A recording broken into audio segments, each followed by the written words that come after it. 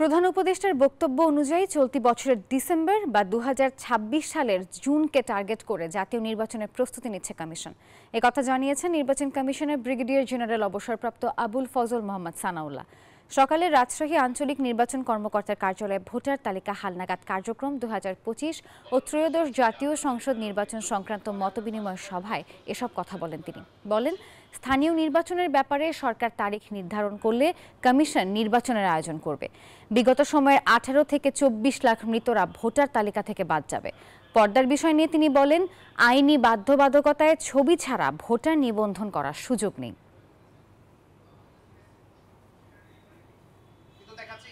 ওই এলাকায় যখন রোহিঙ্গারা পারছে না, তখন তারা করছে কি